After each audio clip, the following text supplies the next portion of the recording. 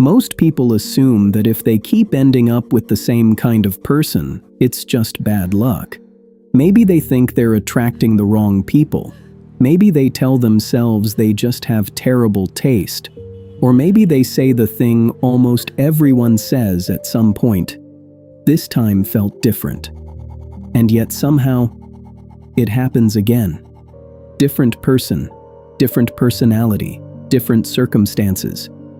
But the emotional ending feels strangely familiar. The same confusion, the same anxiety, the same emotional highs, followed by the same emotional crash. And after enough repetitions, you start asking yourself a difficult question. Why do I keep ending up with the same kind of person? If that question has ever crossed your mind, you're not alone. Because this pattern is far more common than most people realize. And the answer usually has very little to do with intelligence, or standards, or whether you're bad at relationships. In fact, psychology suggests something much more uncomfortable. You may not be choosing what's healthy. You may be choosing what feels familiar. And those are not always the same thing. If this resonates with you, stay with me. Because once you understand what's actually happening beneath the surface, this pattern starts making a lot more sense. Let's start with the first reason. 1. Your brain recognizes emotional familiarity. One of the hardest truths about attraction is that it isn't always logical. We like to think we choose people based on conscious preferences, kindness, compatibility, shared values, emotional maturity. And yes, those things matter. But attraction often starts much deeper than conscious thought.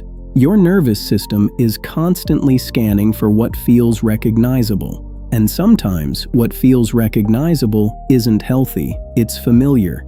This is where attachment theory becomes incredibly useful. Psychologist John Bowlby introduced the idea that our earliest emotional relationships shape how we connect as adults. In simple terms, your brain learns what connection feels like early in life. And later, it tends to search for similar emotional patterns.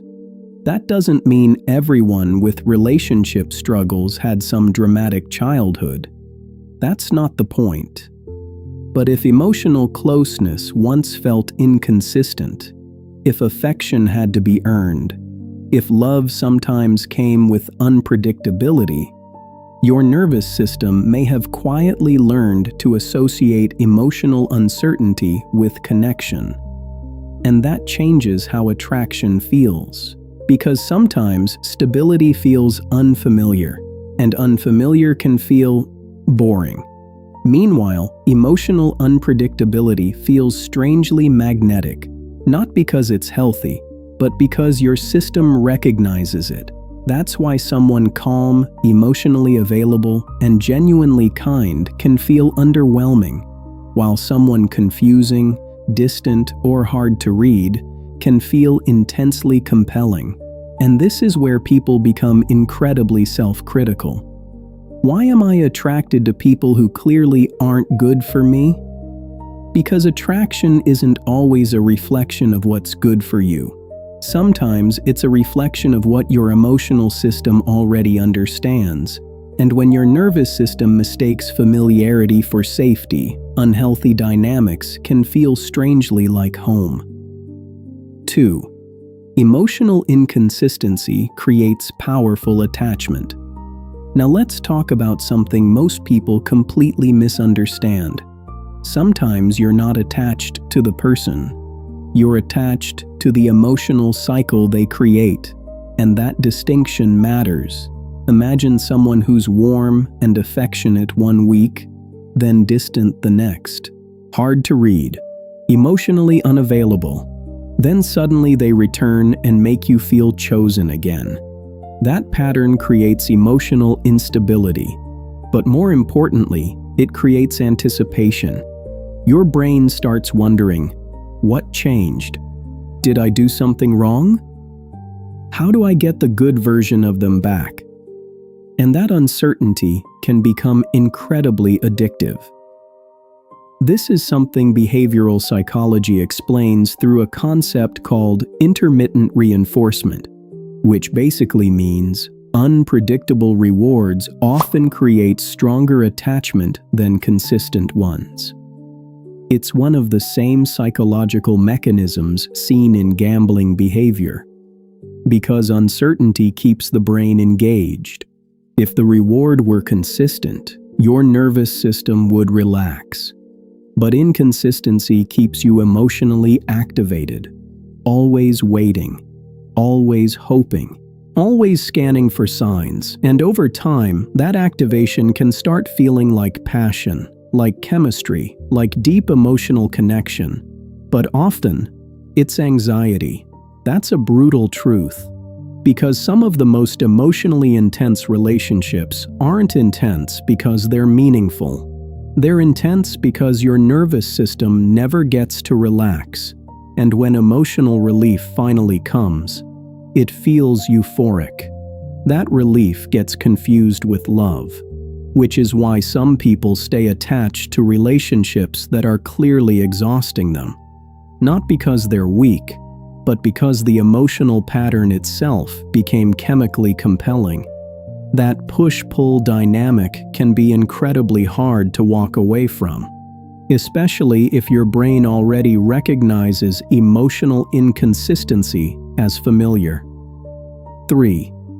Sometimes you're trying to rewrite an old emotional story.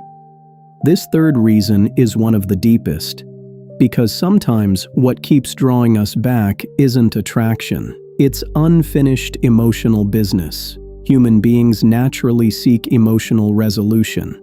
We want closure, meaning, completion.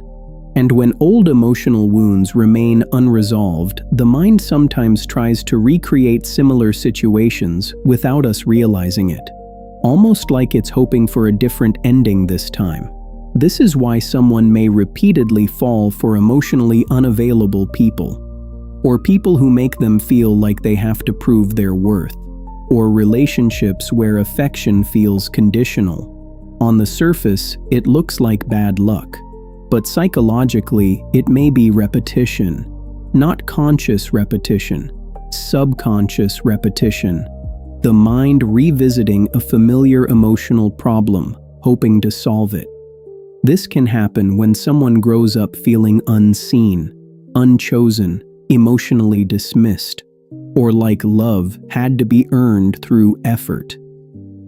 Later in life, relationships that trigger similar emotions can feel strangely compelling, because somewhere deep inside, part of the brain believes, maybe this time I'll finally get the ending I needed.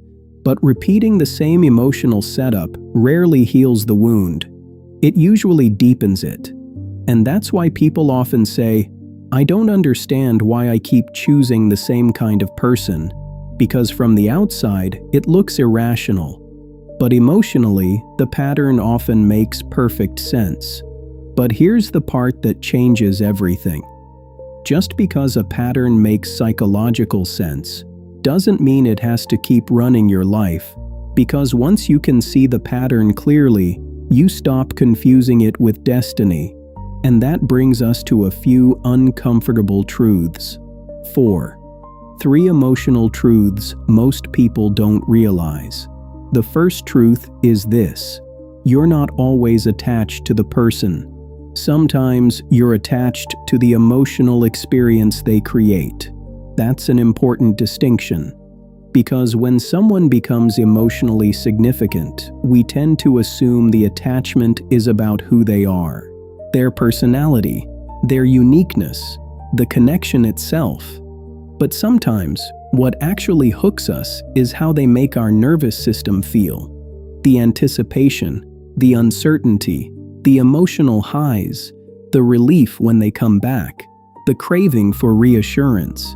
And when that cycle repeats enough times, it can feel deeply personal, like this person has some kind of special emotional power over you. But often, what feels special is actually familiar emotional activation. And recognizing that can be incredibly freeing, because it shifts the question from, "Why can't I let this person go?" to, "What emotional pattern am I reacting to?" That's a very different conversation. The second truth: intensity is not the same thing as compatibility. This one trips up so many people, because intense relationships feel meaningful. The obsession, the emotional tension, the constant thinking, the dramatic ups and downs. It all feels important, powerful, even profound. But intensity simply means your nervous system is highly activated. It doesn't automatically mean the relationship is healthy, or sustainable, or even emotionally safe. Some of the calmest relationships are deeply secure, and some of the most intense ones are emotionally destabilizing. But if your brain learned to associate emotional chaos with connection, calm can feel empty, and chaos can feel like chemistry. That's one of the most deceptive emotional illusions people experience. And the third truth: unhealed wounds often look for familiar environments, not because you want suffering, not because you enjoy pain, but because unresolved emotional patterns tend to repeat until they're recognized. Psychologists sometimes refer to this as repetition compulsion, the tendency to unconsciously revisit emotionally familiar situations, not because they help us, but because some part of the mind keeps trying to resolve what never got resolved. And that's why awareness matters so much, because patterns stay powerful when they stay invisible, or sustainable, or even emotionally safe. Some of the calmest relationships are deeply secure, and some of the most intense ones are emotionally destabilizing. But if your brain learned to associate emotional chaos with connection, calm can feel empty, and chaos can feel like chemistry. That's one of the most deceptive emotional illusions people experience. And the third truth: unhealed wounds often look for familiar environments, not because you want suffering, not because you enjoy pain, but because unresolved emotional patterns tend to repeat until they're recognized. Psychologists sometimes refer to this as repetition compulsion, the tendency to unconsciously revisit emotionally familiar situations, not because they help us, but because some part of the mind keeps trying to resolve what never got resolved. And that's why awareness matters so much, because patterns stay powerful when they stay invisible. 5. So how do you actually break the loop? This is where most advice becomes frustrating. People say things like, "Just choose better people," or "Know your worth." And while those ideas sound nice, they don't actually explain how patterns change, because emotional patterns don't disappear through logic alone. They change through awareness and interruption. The first step is learning to separate familiarity from genuine connection. Ask yourself, does this person actually make me feel emotionally safe? Or do they make me feel emotionally activated? Those are not the same thing. The second step is paying attention to your attraction patterns. Who consistently pulls you in? Emotionally unavailable people. People who are inconsistent. People who trigger anxiety. People you feel compelled to impress. Those patterns tell you something. Attraction isn't random data, it's information. And the third step is slowing down. Because emotional patterns move fast. They create urgency, fantasy, projection, intensity. But clarity usually happens slower. Sometimes what feels like instant chemistry is simply your nervous system recognizing an old emotional script. And old scripts are not always good scripts. Breaking the loop doesn't mean becoming cold, or detached, or suspicious of everyone. It means becoming aware enough to tell the difference between genuine connection and familiar emotional chaos. That awareness changes everything, Because once the pattern becomes visible, you stop unconsciously participating in it. If you've ever found yourself returning to the same kind of person, I want you to hear this clearly. This doesn't mean you're broken. It doesn't mean you're weak. And it definitely doesn't mean you're doomed to repeat the same story forever. It may simply mean your mind learned certain emotional patterns long before you understood what they were. And now, you finally have the chance to see them differently. If this resonated with you and you've ever caught yourself in a pattern like this, subscribe to The Inner Loop, because this channel is all about understanding the hidden psychology behind the thoughts, behaviors, and emotional patterns we struggle to explain. And if this topic felt personal, you're definitely not the only one. I'd genuinely love to hear your experience in the comments. What pattern have you noticed in your own relationships? Because sometimes the first step out of the loop is finally naming it.